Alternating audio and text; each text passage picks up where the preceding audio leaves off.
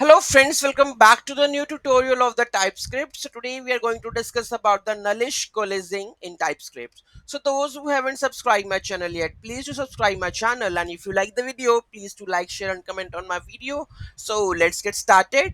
So basically the nullish coalescing is another TypeScript feature that provides a concise way to handle default values when a value is either null or undefined. So basic funda is it will handle the default values when a value is either null or undefined.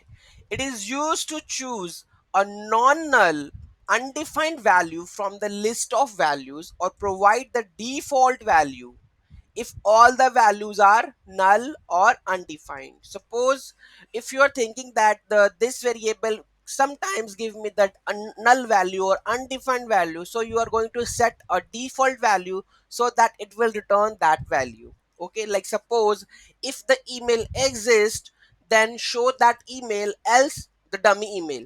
Something like this the nullish coalescing doing. Okay, so the nullish coalescing operator with this is the operator is often used in the scenarios where you want to fall back to default value only if the value is null or undefined. When there is when the value is null or undefined, so it will pick the default value, and not if it's any other falsy value like the empty string 0 or false. Okay, so in that case it will not. Okay, so it will run the empty string 0 or the false. Let's take an example. So here we have a default value. Okay, first one has the null value, second has the undefined values, and last one is the empty string. Okay, so first result, if we go with the nullable value nullable, so it will because it's null value, so what it run? Default value. Second one, undefined value, again it's undefined and default, so what it run? Default value.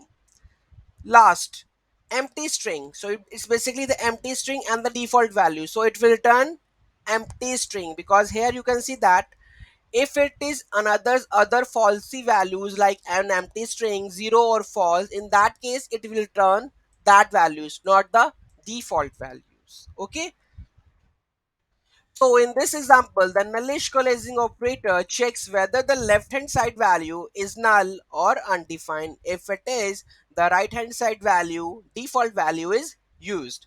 In the left, if the left hand side value is any other falsy value, the left hand side value itself is used.